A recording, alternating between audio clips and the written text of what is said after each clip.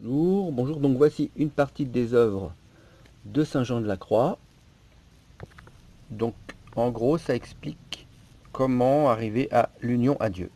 Donc la montée du Carmel, c'est un peu le résumé. Et après il va rentrer dans le détail avec les trois autres livres. Donc ça explique comment au départ on médite avec nos sens pour aller vers Dieu. Ensuite on passe par une nuit obscure, qui est le deuxième livre. Donc la nuit obscure, plus les choses divines sont en soi claires et manifestes, plus elles sont naturellement obscures et cachées à l'âme. Il en est ici comme de la lumière naturelle, plus elle est claire,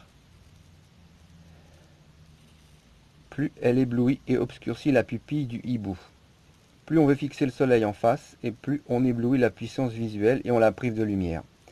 Cette lumière dépasse la faiblesse de l'œil. De même, quand cette divine lumière de la contemplation investit l'âme, qui n'est pas encore complètement éclairée, elle produit en elle des ténèbres spirituelles. Parce que non seulement elle la dépasse, mais parce qu'elle la prive de son intelligence naturelle et en obscurcit l'acte. Voilà pourquoi saint Denis et d'autres théologiens mystiques appellent cette contemplation infuse un rayon de ténèbres. Saint Jean de la Croix. Donc, l'œuvre de Saint Jean de la Croix, c'est très important. Quand j'ai découvert ça, ça m'a changé la vie spirituelle. Parce que dans un premier temps, on pense qu'on prie le chapelet, on prie prière, tout ce que vous voulez, et puis on pense que c'est comme ça qu'on va à Dieu. En fait, ça, c'est le moment où on appelle Dieu. Et la nuit obscure, c'est le moment où Dieu vous répond. Et à ce moment-là, on n'est pas illuminé de lumière, c'est justement plutôt une ténèbre. Nos cinq sens ne sont pas aptes à recevoir ce que Dieu a à nous dire, ça nous éblouit, et la lumière de Dieu nous apparaît à nous comme une ténèbre, comme une nuit, pas la ténèbre de l'enfer bien sûr, comme une nuit obscure. Hein, la comparaison, on est un peu comme les oiseaux de nuit, nos yeux sont faits pour voir la nuit. Si on nous met la lumière du jour, ça nous éblouit complètement et on ne voit plus rien. Après cette nuit obscure, il y a le cantique spirituel, un dialogue de Dieu avec l'âme. On verra ça dans d'autres vidéos. Et ensuite, la vive flamme d'amour, c'est quand Dieu consume l'âme, un peu comme le feu brûle la bûche.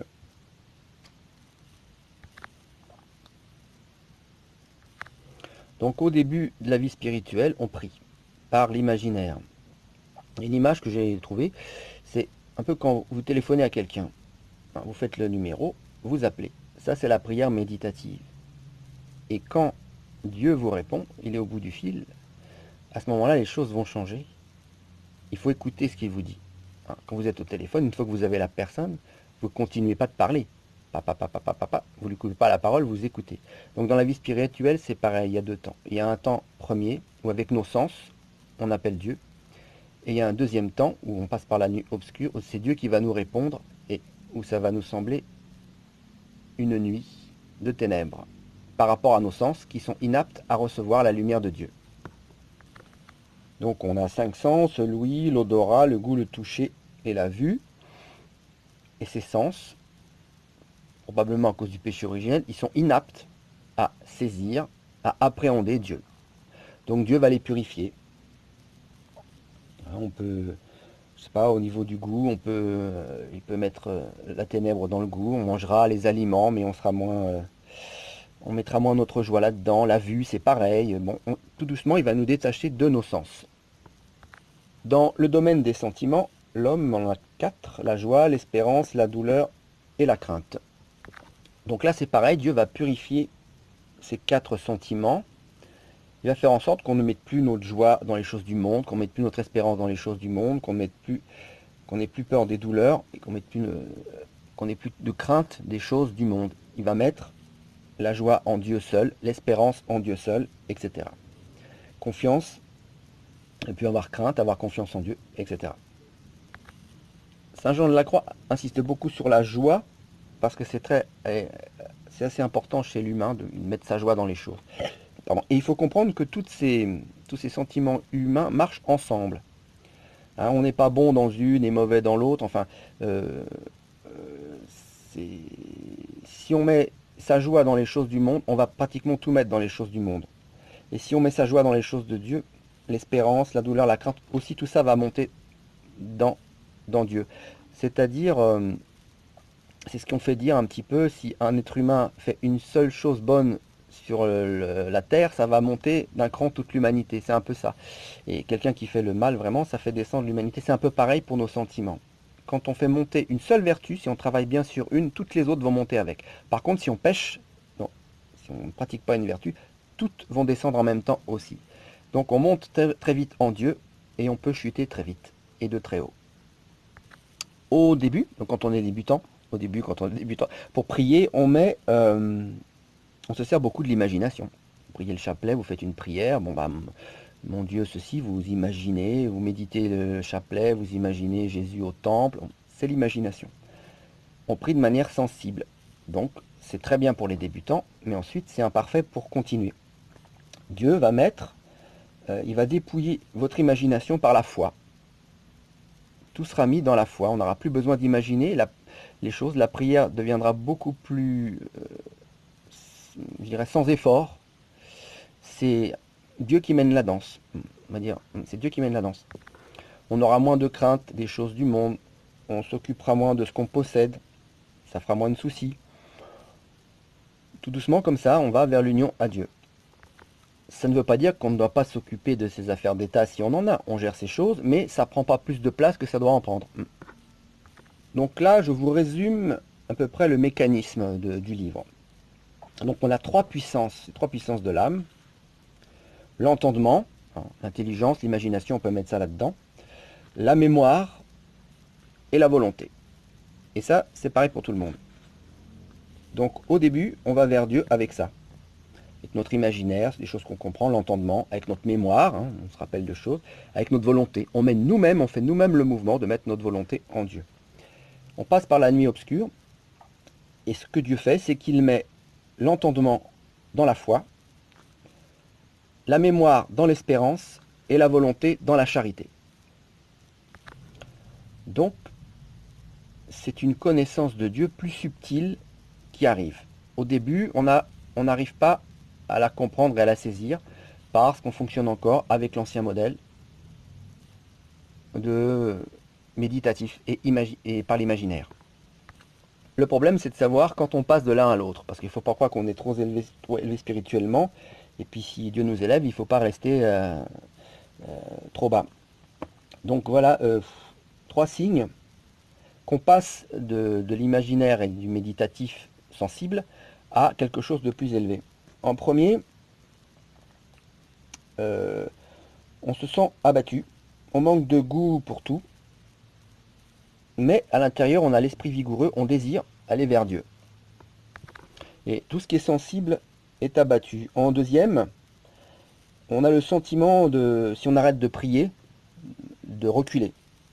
Et on est inquiet de ça. On se dit, on comprend pas qu'il y a, quand Dieu répond, ça ne se passe pas de la même manière que quand c'est nous qui nous adressons à lui. Et en troisième lieu, on ne peut plus méditer par l'imagination. C'est-à-dire, on n'arrive plus à prier. Et on peut remarquer aussi, donc ça c'est les trois points, je rajoute quelque chose, on a un attrait qui arrive pour le calme et la solitude. Donc Dieu nous amène à lui comme ça tout doucement, plutôt en retirant, en mortifiant et en nous donnant de grandes sécheresses. Ça peut sembler dur, mais en fait non. On passe d'un état à un autre. Donc prier, c'est pour avoir une certaine connaissance de Dieu. La première étape, on le fait par méditation et par raisonnement. Après la nuit obscure, la deuxième étape, on obtient des connaissances de Dieu par l'amour de Dieu. Ça marche dans l'autre sens. C'est lui qui donne. C'est important aussi de ne pas faire soi-même ces mouvements-là. Ça doit venir sans effort, ça vient de Dieu. Quand nous prions, on fait un effort. C'est aussi un signe pour reconnaître cet état-là. Donc quand cette connaissance vient de Dieu, d'une présence de Dieu sans effort, connaissance indistincte, amoureuse, paisible, tranquille, on boit la sagesse, on goûte l'amour, la saveur de Dieu. Alors, il ne faut pas faire l'erreur, s'il y a des gens qui paniquent un peu sur ça, si vous êtes élevé à ce stade-là, il ne faut pas faire l'erreur de retourner à la prière méditative. Il faut essayer de discerner, bon, servez-vous des livres pour essayer de discerner si c'est ça qui vous est donné ou pas. Pour reprendre une image un peu, bon, on passe de la prière discursive à la prière illuminative. Hein. On voit certains saints, j'ai plus le livre de Sainte Thérèse d'Avila, l'extase, ça peut aller, c'est ce principe-là, une extase de Dieu. Donc je récapitule. Première façon de prier le sensible, par des images, l'imagination. Ensuite, on passe. Dieu nous purifie de tout ça, nos sens sont inaptes à recevoir les lumières de Dieu, il nous purifie par la nuit obscure, et à ce moment-là, c'est Dieu qui donne, c'est Dieu qui fait les mouvements en vous. Ça donne la paix de l'âme et les changements intérieurs. C'est lui qui opère les changements intérieurs. Pour finir, je prends une image. Quand vous avez une pièce, vous regardez une pièce, elle vous semble propre, il n'y a pas de poussière, c'est impeccable. Et s'il rentre un rayon de soleil, vous vous rendez compte que la poussière remplit la pièce. Le rayon de soleil, il éclaire partout et on voit qu'il y a plein de poussière dans la pièce. C'est un petit peu ça. Hein.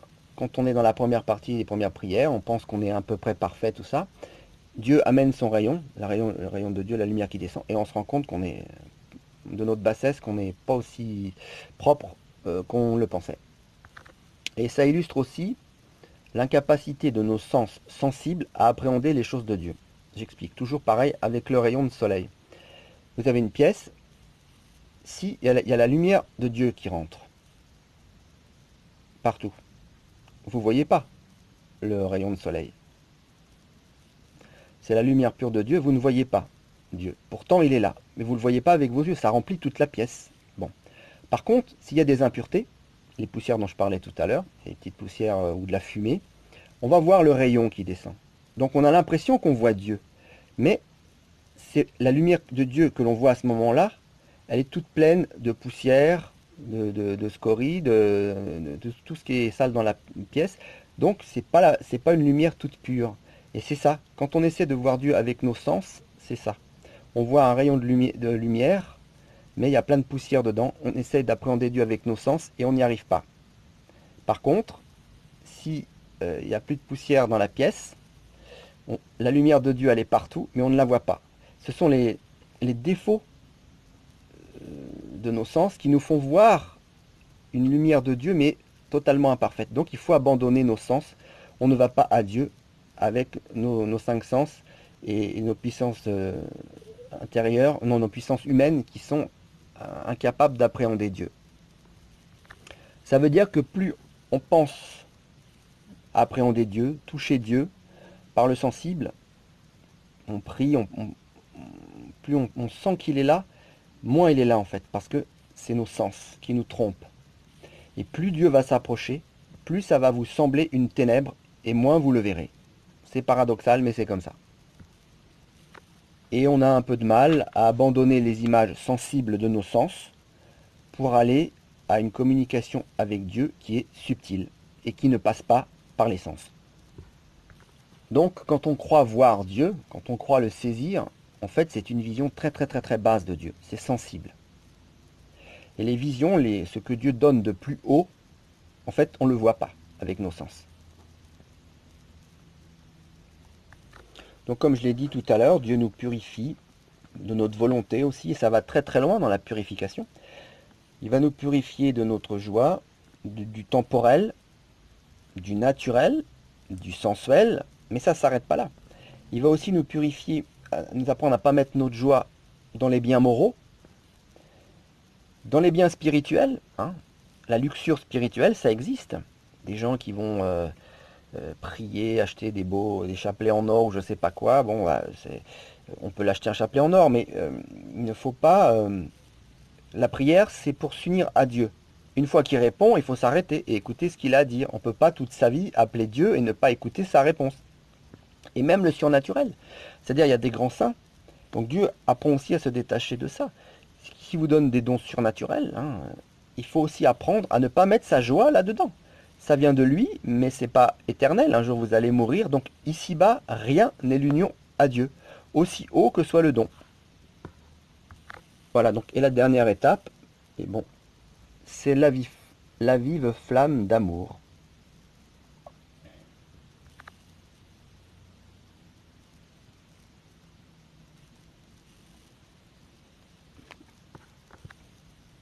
Lorsque, au final, Dieu s'unit à vous, comme le feu qui brûle la bûche jusqu'à la consumer totalement. Et vous êtes unis à Dieu dans un embrasement d'amour.